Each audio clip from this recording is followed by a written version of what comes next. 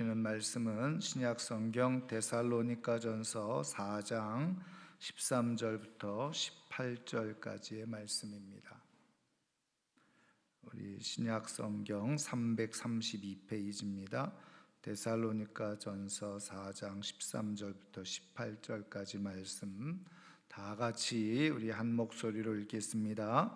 형제들아, 자는 자들에 관하여는 너희가 알지 못함을 우리가 원하지 아니하노니 이는 소망 없는 다른 이와 같이 슬퍼하지 않게 하려 함이라. 우리가 예수께서 죽으셨다가 다시 살아나심을 믿을진대 이와 같이 예수 안에서 자는 자들도 하나님이 그와 함께 데리고 오시리라. 우리가 주의 말씀으로 너에게 이것을 말하노니 주께서 강림하실 때까지 우리 살아남아 있는 자도 자는 자보다 결코 앞서지 못하리라. 주께서 호령과 천사장의 소리와 하나님의 나팔 소리로 친히 하늘로부터 강림하시리니 그리스도 안에서 죽은 자들이 먼저 일어나고 그 후에 우리 살아남은 자들도 그들과 함께 구름 속으로 끌어올려 공중에서 주를 영접하게 하시리니 그리하여 우리가 항상 주와 함께 있으리라. 그러므로 이러한 말로 서로 위로하라. 아멘. 우리가 종말에 대해서 계속해서 말씀을 나누고 있는데요. 오늘 우리가 함께 나눌 말씀은 이제 우리가 그리스도의 재림에 대해서 배우고 있는데, 그러면 왜 예수님께서 다시 이 땅에 오시는가? 다시 말하면 재림의 목적이 무엇인가 하는 것을 오늘 살펴보도록 하겠습니다. 먼저 첫 번째 요한복음 5장 28절부터 29절 말씀 다 같이 읽겠습니다.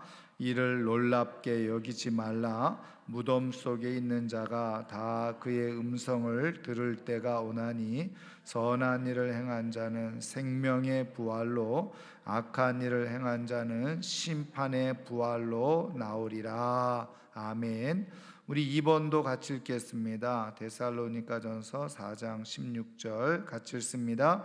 주께서 호령과 천사장의 소리와 하나님의 나팔 소리로 친히 하늘로부터 강림하시리니 그리스도 안에서 죽은 자들이 먼저 일어나고. 아멘. 그래서 예수님께서 이 땅에 다시 오시는 이유, 목적이 무엇이냐? 바로 죽은 성도들의 부활을 위해서라는 것이죠. 자, 그래서 요한복음 5장에서 본 그대로 무덤 속에 있는 자가 다 그의 음성을 들을 때가 오나니 선한 일을 행한 자는 생명의 부활로. 그래서 죽은 성도들이 부활하게 되어지는 그런 일이 일어나게 되어지는 거죠. 한마디로 말하면 죽은 성도들을 부활시키기 위해서 예수님께서 다시 오신다. 그래서 데살로니가전서 4장 16절에도 그리스도 안에서 죽은 자들이 먼저 일어나고, 그래서 예수님이 이 땅에 다시 오실 때 일어나는 중요한 사건, 바로 죽은 자들이 다시 부활하는 역사가 일어나게 되어진다 하는 것입니다. 자, 두 번째는요, 우리 두 번째 1번 보겠습니다. 데살로니가전서 4장 17절 같이 읽습니다. 그 후에 우리 살아남은 자들도 그들과 함께 구름 속으로 끌어올려 공중에서 주를 영접하게 하시리니 그리하여 우리가 항상 주와 함께 있으리라. 아멘. 자, 고린도전서 15장 44절과 51절부터 52절 말씀 같이 읽겠습니다. 육의 몸으로 심고 신령한 몸으로 다시 살아나나니 육의 몸이 있은즉 또 영의 몸도 있느니라. 보라, 내가 너희에게 비밀을 말하노니 우리가 다 잠잘 것이 아니요 마지막 나팔에 순식간에 호련히 다 변화되리니 나팔 소리가 나매 죽은 자들이 썩지 아니할 것으로 다시 살아나고 우리도 변화되리라. 아멘. 그래서 앞서 말씀드린 것처럼 예수님이 다시 오실 때 오시는 이유가 뭐냐? 첫 번째는 죽은 자들을 살리시기 위해서, 다시 부활시키기 위해서죠. 자, 두 번째는 뭐냐면, 그럼 살아있는 성도들은 어떻게 되어지느냐? 살아있는 성도들의 변화를 위해서 예수님이 다시 오신다는 겁니다. 그러면 이 변화는 어떤 변화냐? 오늘 말씀에도 나와 있는 것처럼 바로 신령한 몸으로의 변화라는 거예요. 여러분, 이거는 어떻게 우리가 지금 이 썩어질 육체의 몸이 신령한 몸으로 바뀌는지는 사실은 알 수가 없어요. 그것은 자세하게 성경에서 말씀해 주고 있지 않기 때문에 그렇죠. 그런데 일단 죽은 자들은 다시 신령한 몸으로 다시 이제 부활하는데, 중요한 것은 우리 살아있는 성도들이에요. 살아있는 성도들은 어떻게 되어지느냐? 예수님이 재림하실 때 우리도 다 역시 어떻게 해요? 신령한 몸으로 변화되어진다는 거예요. 그래서 마지막 나팔의 순식간에 다 변화되어지는데, 먼저 죽은 자들이 썩지 아니할 것으로 다시 살아나고, 그래서 죽은 자들은 어떻게 해요? 말씀드린 것처럼 신령한 몸으로 다시 부활하죠. 그래서 예수님께서 죽으셨다가 부활하셨던 것처럼, 그런데 죽은 자들만 그런 것이 아니라 우리도 변화되리라. 왜냐하면 말씀드린 것처럼 지금 이 현재의 육체, 이것을 가지고는 우리가 영원히 하나님과 함께 살아갈 수 없기 때문에 그렇죠. 그래서 썩지 아니한 신령한 몸으로, 영의 몸으로 다시 변화되어지는, 바뀌어지는 역사가 일어나게 되어진다는 거예요. 어떻게 그런 일이 일어날까?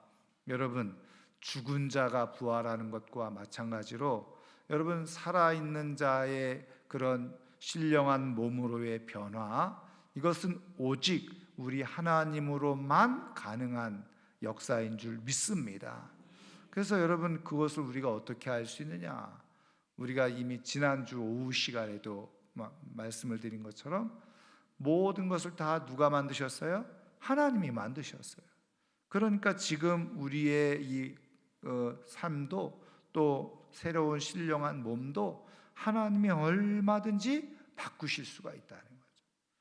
여러분, 전능하신 하나님께서 우리의 인생을, 또 우리의 삶을 이렇게 바꾸시는 역사가 일어나는 줄 믿으시기를 주님의 이름으로 축원합니다. 그래서 우리는 예수님의 부활을 통해서 우리는 그것을 인정하고 시인하고 믿게 되어지는 거죠. 거듭 말씀드렸습니다마는 여러분, 예수님이 부활한 몸은 만지면 만져지는 거예요. 근데 희한하고 놀라운 것은 어떻게 된다고요? 시공을 초월해서 존재하는 몸이 되어진다는 거예요. 역시 이것도 우리가 사실은 우리의 이성과 또 과학으로는 이해되어지지 못하는 현상이죠. 그런데 예수님의 부활의 몸이 그러하셨듯이 우리도 역시 동일한 부활의 몸을, 그런 부활체를 가지고, 영의 몸을 가지고 살아가게 되어지는 역사가 일어나게 되어진다. 여러분, 그러니까 예수님께서 다시 오시는 것은 우리가 뒤에 또 정리하겠습니다만은요, 우리에게는 굉장히 큰 축복인 거예요. 자, 그 다음에 세 번째 보겠습니다. 우리 히브리서 9장 28절 같이 읽겠습니다. 이와 같이 그리스도도 많은 사람의 죄를 담당하시려고 단번에 들이신 바 되셨고, 구원에 이르게 하기 위하여 죄와 상관없이 자기를 바라는 자들에게 두 번째 나타나시리라. 아멘. 그래서 구원에 이르게 하기 위하여 두 번째 나타나신다. 그래서 이 세 번째, 예수님께서 다시 오시는 목적이 뭐냐? 우리의 구원을 완전히 완성시키기 위해서라는 거죠. 그래서 이미 우리가 함께 읽었던 말씀입니다마는 두 번째 데살로니가 4장 17절에도 어떻게 해요? 그 후에 우리 살아남은 자들도 그들과 함께 구름 속으로 끌어올려 공중에서 주를 영접하게 하시리니 그리하여 우리가 항상 주와 함께 있으리라. 그래서 이 항상 주와 함께 있는다는 게 뭐예요? 우리가 목적하고 우리가 기대하고 소망하는 바 그대로 우리의 구원이 완성되어지는, 우리의 구원의 완성은 항상 영원히 주님과 함께 있는 것이죠. 자, 그래서 예수님이 다시 재림하실 때 믿는 자들에게 주어진 축복이 뭐냐? 바로 우리의 구원이 다 완성되어지는 때라는 거죠. 여러분, 말씀드린 것처럼 물론 우리가 지금 예수 그리스도를 믿고 살아가는 이 순간에도 우리는 구원받은 사람으로 살아가는 것이에요. 그런데 우리가 이 땅에 살아가는 동안에는 어떻게 해요? 시공의 제한을 받고 또 썩어질 육체의 한계 속에 우리가 여전히 있죠. 그런데 예수님께서 다시 오실 때 우리가 죽은 자로 있던, 그리고 살아있던, 어떻게 해요? 부활의 몸으로 완전한 구원에 이르게 되어지는 그런 축복과 역사가 일어나게 되어지는 거예요. 그러니까 예수님이 다시 오신다는 것은 그런 의미에서, 또 거듭 말씀드리지만 우리 예수 믿는 사람들에게는 두려운 일이 아니라는 거예요. 오히려 예수 믿는 사람들에게 예수님이 다시 오신다, 이것은요 엄청난 큰 영광이고 축복이고, 그리고 우리가 구원의 실제, 그리고 구원이 현실이 되어지는 그런 기쁨을 얻는 시간이 바로 예수 그리스도의 재림의 때라는. 여러분, 그래서 이 영적 그 비밀을, 계시를 성령 안에서 깨닫고 확신했던 사람들은 어떻게 했던 거예요? 우리가 요한계시록 마지막 장에 나와 있는 것처럼 마라나타, 주 예수여 어서 오시옵소서, 그것을 노래하고 고백했던 거예요. 왜? 말씀드린 것처럼 신령한 몸으로 부활되어지죠. 그리고 또 우리의 구원이 확실하게 완성되어지는 것을 내가 다 경험할 수 있죠. 여러분, 이것처럼 큰 축복이 어디 있습니까? 가장 완전한 삶이 되어지는 거죠. 저는 오늘 이 저녁에 나온 우리 성도님들이 정말 이 예수 그리스도의 재림, 이 다시 오심을 기대하고 소망하는 가운데서 정말 그 예수님이 다시 오실 때 내가 죽어 있든지 살아있는 사람으로 있든지 간에 오늘 약속해 주신 말씀처럼 신령한 몸으로 변화되어지고 부활의 몸으로 다시 변화되어져서 정말 구원의 큰 축복을 누릴 수 있기를 주님의 이름으로 축원합니다. 자, 그런데 그것만 있는 게 아니에요. 이제 4번 중요한데, 자, 디모데후서 4장 8절 말씀 같이 읽겠습니다. 이제 후로는 나를 위하여 의의 면류관이 예비되었으므로 주 곧 의로우신 재판장이 그날에 내게 주실 것이며 내게만 아니라 주의 나타나심을 사모하는 모든 자에게도니라. 아멘. 자, 우리 뒤로 넘겨서 2번도 같이 읽겠습니다. 마태복음 25장 21절과 23절 그리고 34절인데요. 같이 읽겠습니다. 그 주인이 이르되 잘하였도다 착하고 충성된 종아, 내가 적은 일에 충성하였음에 내가 많은 것을 내게 맡기리니 내 주인의 즐거움에 참여할지어다 하고, 그때에 임금이 그 오른편에 있는 자들에게 이르시되 내 아버지께 복받을 자들이여 나와 창세로부터 너희를 위하여 예비된 나라를 상속받으라. 아멘. 일단 여기부터 보면요, 여러분 지금 1번의 디모데후서 4장 8절은 우리가 잘 알고 있는 말씀이잖아요. 바로 사도 바울이 이제 그 죽음을 앞두고 마지막 영적 아들이자 제자의 디모데에게 보내는 마지막 유언과 같은 편지가 디모데후서잖아요. 근데 이 디모데후서 마지막 부분에 이제 나를 위하여 의의 면류관이 준비되어졌다. 이때가 뭐예요? 바로 바울이 자신의 죽음이 임박했다는 것을 깨닫고 지금 이 편지를 쓰면서 이렇게 고백을 하는 거예요. 이제후로는 나를 위하여 의의 면류관이 예비되었다. 그래서 이제 중요한 것, 예수님이 재림하실 때 그 재림하시는 이유가 뭐냐? 바로 의인들에게 칭찬과 상급을 주시기 위해서 오시는 거라는 거예요. 여러분, 이건 굉장히 중요한 의미가 담겨져 있는 거예요. 그래서 사도 바울도 이제 의의 면류관이 예비되어졌다. 그리고 그날에 내게 주실 것만 아니라 어떻게 해요? 주의 나타나심을 사모하는, 다시 말하면 예수님의 재림 사모하는 자들에게도 이렇게 헌신되고 충성된 그런 믿음의 삶을 살아간 사람들에게 하나님께서 의의 면류관을 주신다는 거예요. 우리 주님께서 의의 면류관을 주신다는 거예요. 여러분, 그런 의미에서요, 한번 잘 이 말씀들을 우리가 정확하게 진리 가운데서 잘 깨닫고 성령의 조명 가운데 있었던 사람들은 어떻게 살아갈까요? 우리 주님이 다시 오실 때 그때 내가 칭찬받는 사람이 돼야지, 상 받는 사람이 돼야지. 그러기 위해서 어떻게 해요? 자기에게 주어진 삶을 하나님 앞에 어떻게 해요? 뜻하시는 대로 충성된 삶을 살아가는 거예요. 그래서 헌신의 삶을 살아가는 거예요. 여러분, 이거는 굉장히 중요한 의미가 담겨져 있는 거죠. 자, 그 다음에 두 번째 읽었던 마태복음 25장. 여러분, 이 마태복음 25장은 마지막 종말에 대한 세 가지 비유 말씀이 기록되어져 있는 것이 마태복음 25장이잖아요. 세 가지 비유가 뭡니까? 첫 번째는 뭐였죠? 첫 번째는 뭡니까? 우리가 잘 아는 열처녀 비유 있잖아요.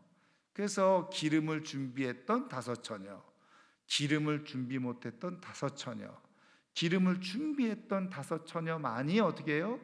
그 신랑이 와서 신랑과 함께 들어가죠. 문을 닫아버려. 그래서 기름이 다 떨어져서 준비 못했던 다섯 처녀는 어떻게 해요? 기름을 준비하러 갔던 차에 이미 신랑이 와가지고 문 닫고 들어가 버렸어요. 그래서 바깥에서 아무리 문 열어달라고 해도 그때는 이미 때가 늦었다는 거예요. 그래서 우리가 흔히 잘 아는 슬기로운 다섯 처녀, 그죠? 기름을 준비한 다섯 처녀 비유. 그러니까 마지막 순간까지 끝까지 잘 준비하고 있어야 된다는 거예요. 그 다음에 두 번째 비유가 뭐예요? 우리가 잘 아는 달란트 비유죠. 5달란트, 2달란트, 1달란트 주고서 주인이 외국을 갔다 왔더니 5달란트, 2달란트 맡겨주었던 사람은 열심히 일을 했어요. 그래서 오늘 우리가 읽은 말씀 21절과 23절, 21절 말씀은 5달란트 남긴 사람에게 주신 말씀, 23절 말씀은 2달란트 맡겼다가 2달란트를 남긴 사람에게 주신 말씀인데 하나만 제가 기록했어요. 왜냐하면 토시 하나 틀리지 않고 똑같기 때문에 5달란트 남긴 사람이나 2달란트 남긴 사람이나 우리 주님께서 똑같은 말로 칭찬하시고 그리고 축복하셨다는 거예요. 그래서 5달란트 비유, 그게 있죠. 그 다음에 세 번째 비유가 우리가 잘 아는 것처럼 뭡니까? 바로 양과 염소의 비유잖아요. 그래서 오른편에 양, 왼편에 염소. 그래서 양은 뭐예요? 의인. 그래서 예수님을 대접하고 섬겼다는 거 아니에요? 근데 언제 우리가 예수님을 대접하고 섬겼습니까?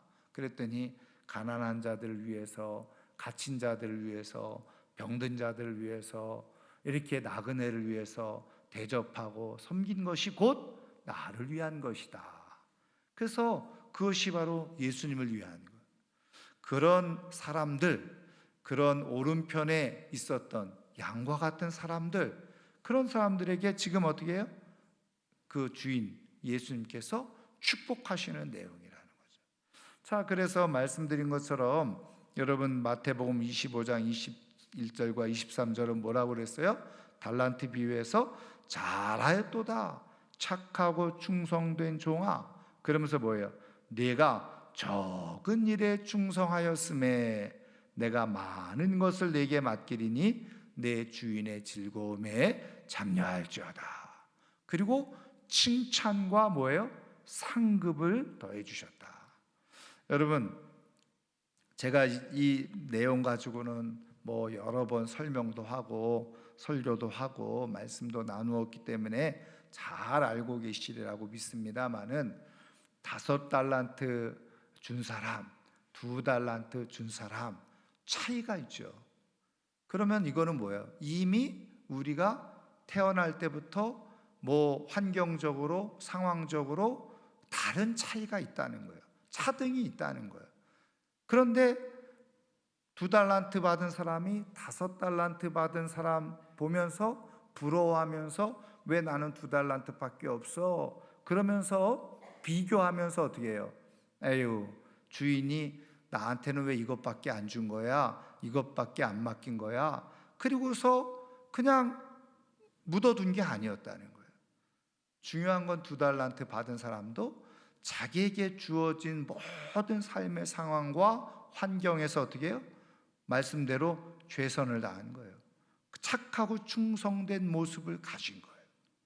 여러분, 제가 거듭 말씀드리지만 이게 굉장히 중요한 태도라는 거죠. 여러분, 많은 사람들이요, 의외로 상대적으로, 그게 이제 상대적 박탈감, 상대적으로 비교해서 자신의 어떤 열등한 현실과 상황, 그것만 자꾸 생각하고 삶에 최선을 다하지 않는 경우 많이 있잖아요.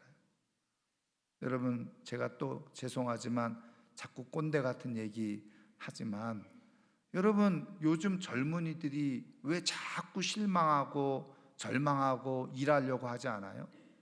젊은이들이요, 공정 그것만 계속 주장을 해요. 여러분, 이미 태어날 때부터 공정하지 않아요. 근데 뭐 자꾸 공정한 거를 요구하냐고. 그렇잖아요. 태어날 때부터 부잣집에 태어난 사람이 있고 가난한 집에서 태어난 사람이 있어요. 좋은 부모, 자녀들에 대해서 뒷받침을 잘해주고 열심히 잘 양육하는 부모 만난 사람이 있을 수 있고, 또 그렇지 못한 부모를 만난 사람도 있다고요. 이미 시작과 태어날 때부터 공정하지 않아요. 물론 우리가 최대한 제도적으로 법적으로 공정성을 유지해야 되잖아요. 그럼에도 불구하고 여러분, 세상은요, 아무리 법으로 제도로 공정하게 만들려고 해도 완전한 공정은 이루어질 수 없어요. 근데 우리가 빠지기 쉬운 함정이 뭐냐? 죄송하지만 젊은이들이 빠지는 함정, 세상이 이렇게 공정하지 못해? 그러니까 포기해버리는 거예요. 안 하는 거예요. 내가 굳이 이렇게, 어차피 조심스럽습니다만, 내가 평생 일해도 어차피 집 장만 못할 거 내가 굳이 뭐 집장만 하려고 살아. 결혼도 안 하고 그냥 대충 살다가 그냥 그만두면 되지. 인생에 목적이 없어지는 거예요. 왜 내 인생을 살아야 되는지 이유가 없는 거예요. 그게 뭐냐? 저는 성경적으로 보면 이 시대가 저물어가는 시대라. 저물어가는 시대에 나타나는 특징이에요. 그러니까 그러면서 뭐라고 얘기하면 세상이 공정하지 않아서 뭐 별로 내가 아무리 힘쓰고 애쓰고 살아도. 여러분, 이런 표현을 용서하세요. 제가 뭐 젊은 사람들을 이해 못한다고 하면 할 수 없어요. 그렇지만 저도 답답해요. 여러분, 서울에서만 집 사야지 그 집 사는 겁니까? 내 인생을 살아가는 거예요? 서울에서 집 사려고 하니까 못 사지. 부산에서 집 사보려고 해보세요. 1억이면 사는데 왜 집 못 산다고 그러고서 포기해버리고 사냐 말이에요. 이상하지 않아요? 저는 그게 이상한 거예요. 왜 서울에서 집 살려고만 하냐 말이에요. 부산에서 집 사고 살아가면 안 되는 거예요? 그러니까는 저는 인생의 목적이 인서울에서 거기서 집 사고 살아가는 게 인생을 최고로 살아간다고 생각하니까 계속 절망하는 거죠. 왜? 10억, 20억 평생 그냥 건전하게 일해가지고는 모을 수 없는 시대니까. 그러니까 세상 핑계대고 법 핑계대고 불공정하다 그러고, 그래서 우리는 결혼 안 해요. 그래서 우리는 뭐 자식도 안 낳는 거예요. 제가 오늘 신문을 보다가 그 김은성 목사님이 쓴 글을 제가 봤어요. 근데 그게 참 감동이 되더라고요. 이해가 되는 거예요. 뭐냐면은 이 바디메오 이야기를 잠깐 쓰셨어요. 만약에 오늘 이 시대에 바디메오가 지금 이 땅에 있다고 한다면 사람들은 어떻게 바디메오를 도와주겠냐는 거예요. 그렇죠. 그래서 국회에서 그런 맹인들, 소경들을 위한 법을 만들 거고, 사회적인 복지를 위해서 집도 마련해 주자고 할 거고, 많은 혜택을 그 시각장애인을 위해서 만들어 줄 거라는 거예요. 여러분, 조금 편리해질 수는 있겠죠. 근데 시각장애인의 본질적인 문제는 뭐예요? 보지 못한다는 거잖아요. 그런데 아무리 세상이 잘 제도를 보완해서 복지 혜택을 주고 아무리 잘해도 본질적인 눈을 뜨게 할 수는 없다는 거예요. 그게 본질인데. 여러분, 그래서 저 말씀드려요. 저출산 대책, 젊은이들 대책, 정신이 안 바뀌면 아무 소용없어요. 정신과 마음이 똑바라지지 않으면 그거 아무리 무슨 뭐 애기 나면 1억씩 준다, 2억씩 준다, 소용없어요. 그거는 아무 의미가 없는 거예요. 왜? 중요한 건 본질과 생각이 벌써 이미 오염되어 있는데, 그거는 벌써 삶을 반듯하게 하나님 앞에서 내가 5달란트 받았든지 2달란트 받았든지 1달란트 받았든지 내 삶을 완전하게 평가하실 절대 기준을 가지고 계시는 하나님이신데, 하나님 앞에서 내 인생을 부끄러움 없이 삶을 살아야지, 이런 마음과 자세를 가지고 살아야 되거든요. 그러면은 정상적으로 삶을 살게 되어져요. 꼭 서울에서만 살아야 되는 것도 아니고. 그렇지 않아요? 근데 꼭 서울에서 10억, 20억짜리 집을 가지고 살아야지 인생을 잘 사는 것처럼 정신이 잘못되어 있으니까 그냥 지방에 있으면 실패한 사람처럼 생각하고, 지방에서 집사가 가지고 살아간 사람들은 실패한 사람으로 여기고, 정신이 잘못되어 있는 거예요. 저는 그것을 영적으로 보면 예수 믿는 사람들도 마찬가지예요. 예수 믿는다고 하더라도 정신이 바르게 되어져 있지 않으면요, 세상을 헛되게 살아요. 여러분, 그래서 제가 늘 말씀드리지만 우리 하나님의 평가 기준이 얼마나 분명하고 정확한지 몰라요. 여러분, 5달란트 받았든지 2달란트 받았든지 심지어는 1달란트 받았든지, 저는 1달란트 받은 사람이 자기에게 1달란트 주어진 것을 가지고 비교하지 않고 만약에 열심히 해서 1달란트 남겼다고 쳐보세요. 주님은 똑같이 잘하였도다 착하고 충성된 종아, 야, 네가 이렇게 적은 것, 가진 것 없고 배운 것도 없는데 내게 주어진 삶의 상황에서 이렇게 열심히 일을 하고 충성했으니 너는 정말 잘 산 거다. 하나님이 이렇게 평가하신다는 거예요. 얼마나 큰 집에서 살았냐, 얼마나 좋은 집에서 살았냐, 이거 가지고 주님은 보시지 않는다는 거예요. 그런데 여러분, 오늘 말씀에도 나와 있듯이 네가 적은 일에 충성하였음에 이러죠. 여러분, 하나님이 보실 때는요, 우리가 이 땅에서 삶에 살아가는 모든 것, 그거는 하나님의 기준, 그리고 하나님 나라의 일의 관점으로 보면 아주 작은 일이라. 하나님 나라의 관점으로 보면 우리가 이 땅에서 하고 있는 모든 수고는요, 지극히 작은 일이에요. 여러분, 이거를 알아야 돼요.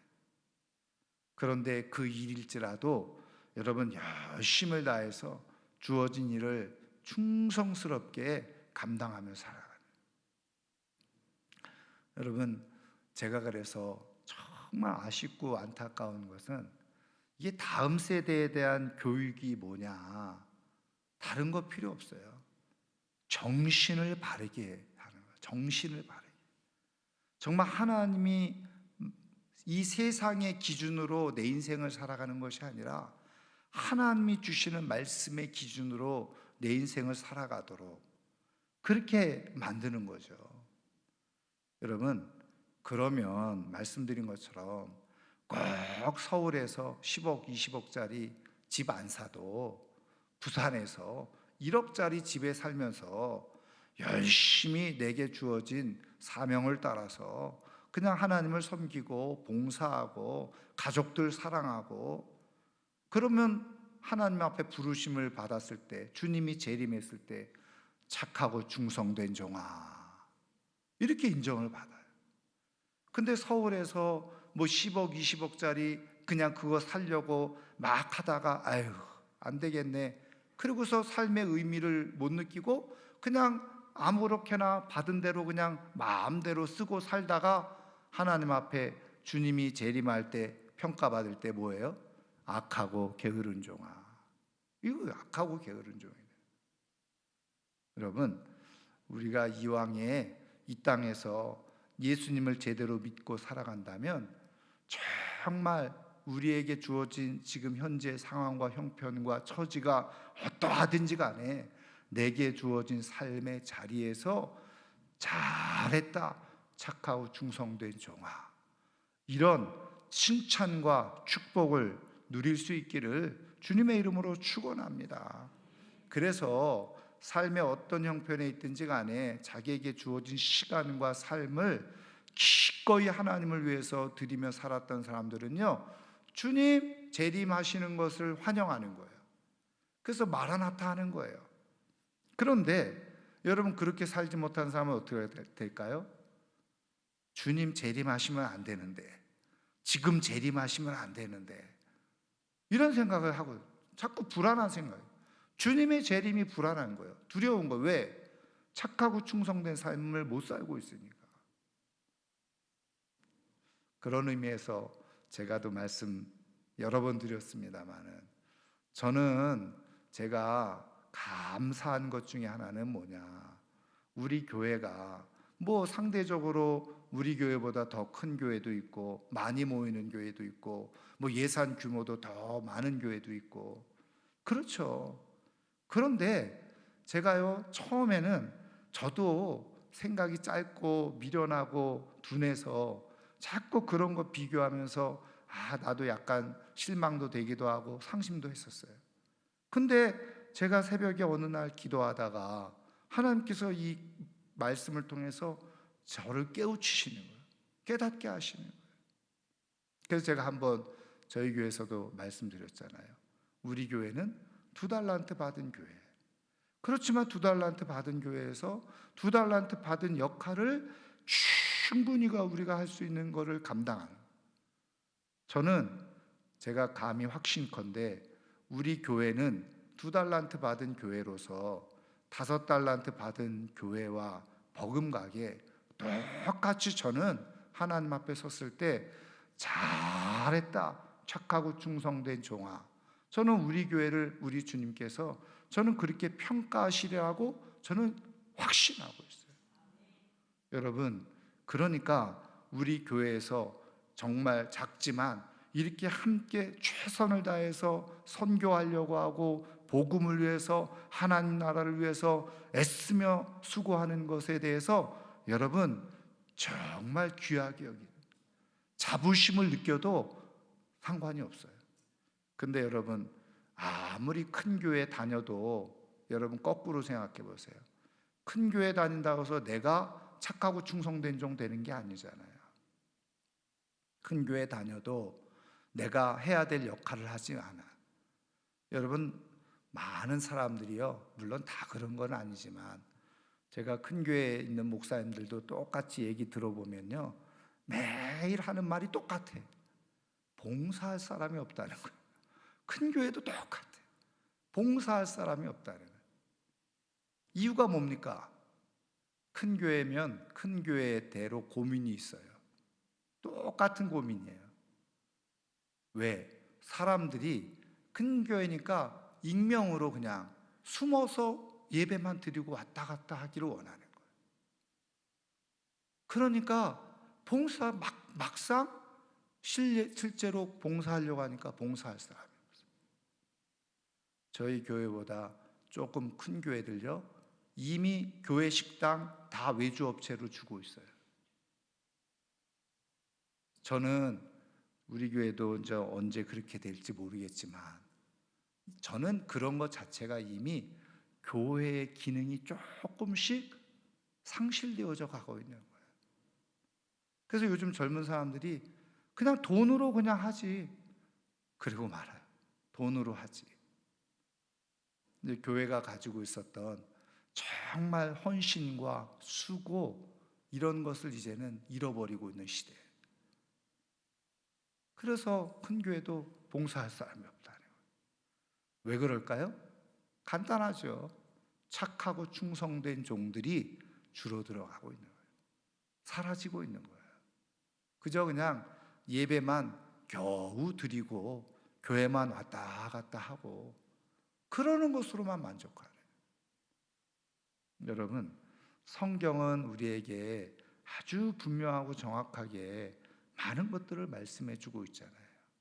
그래서 저는 우리 주님이 재림 때에 저는 최소한 이 자리에 있는 우리 성도님, 아니 우리 광진교회 속해 있는 모든 우리 성도님들은 어떤 자리에 있든지 간에 다 잘했다, 착하고 충성된 종아, 주님으로부터 이렇게 칭찬받을 수 있는 하나님의 복을 얻는 사람들 되기를 주님의 이름으로 축원합니다. 자, 그 다음에 세 번째 고린도전서 15장 41절 말씀 같이 읽습니다. 해의 영광이 다르고 달의 영광이 다르며 별의 영광도 다른데 별과 별의 영광이 다르도다. 그래서 어떻게 해요? 해의 영광도 다르고 달의 영광도 다르고 별의 영광도 다른데 심지어는 어떻게 해요? 별마다 또 영광이 다르다는 거예요.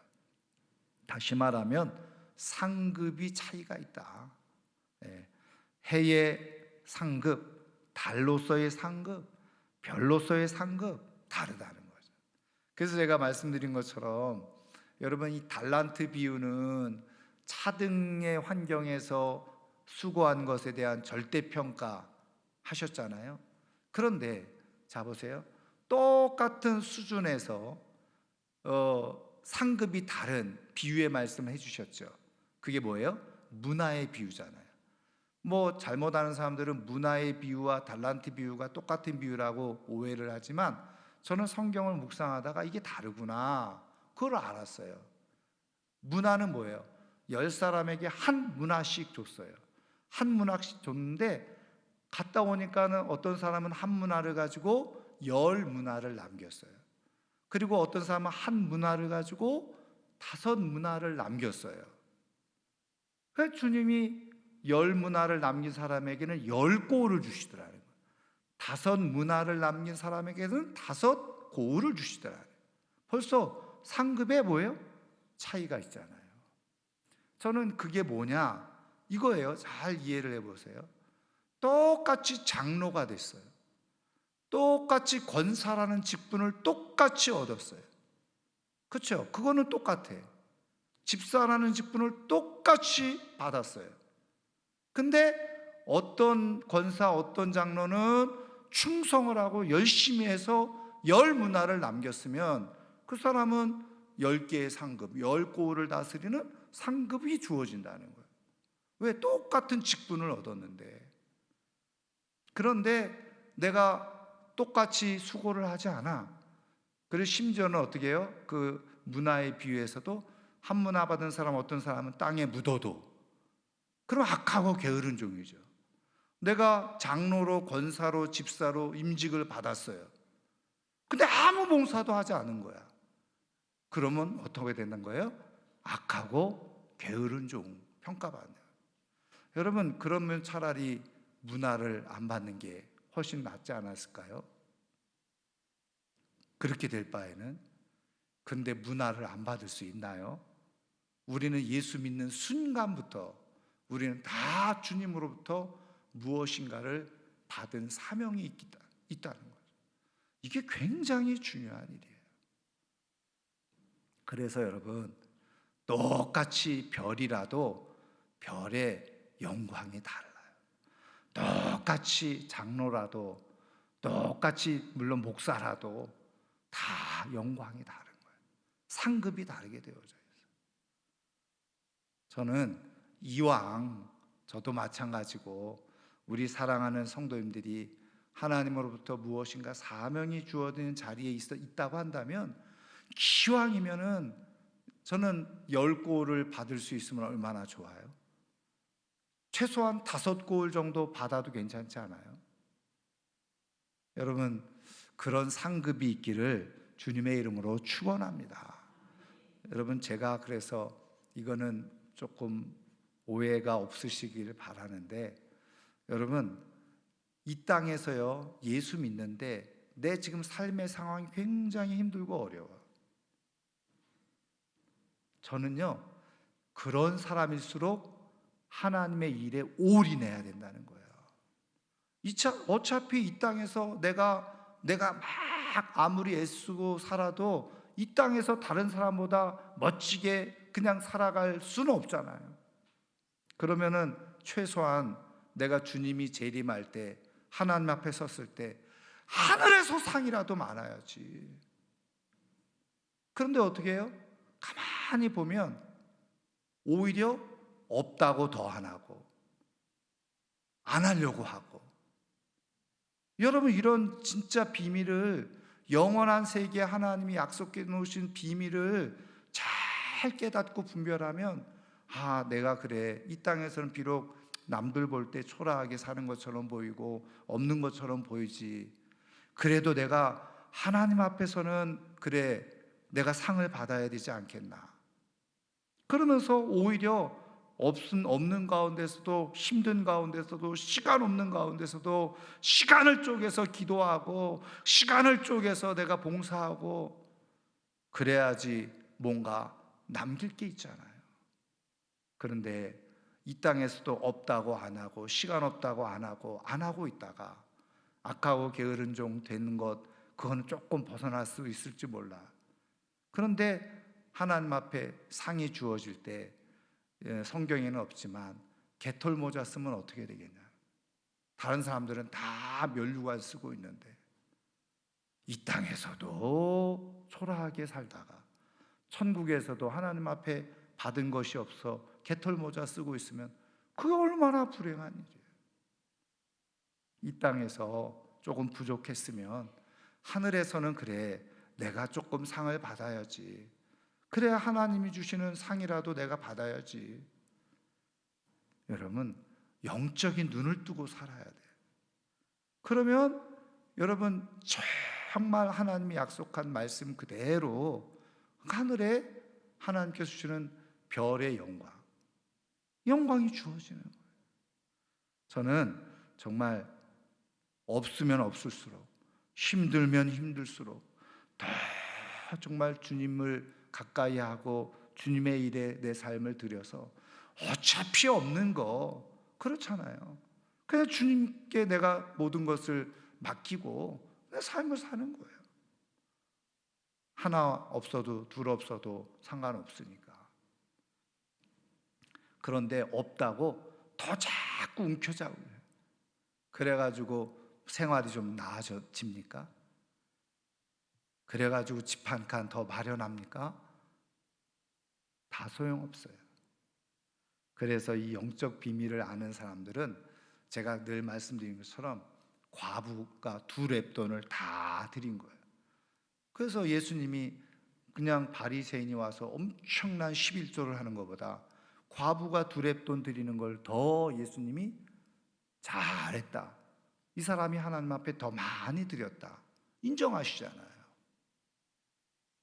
이왕에 우리가 정말 이 땅에서 예수 믿고 정말 하늘의 영광, 또 하나님께서 주실 영광, 그것을 바라본다면 정말 저는 이 땅에서의 내게 주어진 삶의 상황과 환경을 넘어서서 나는 하나님 앞에 충성하며 삶을 살리라, 그렇게 도전하는 가운데서 이 땅에서 다 못 누린 것, 저는 하늘에서라도 누리기를 주님의 이름으로 축원합니다.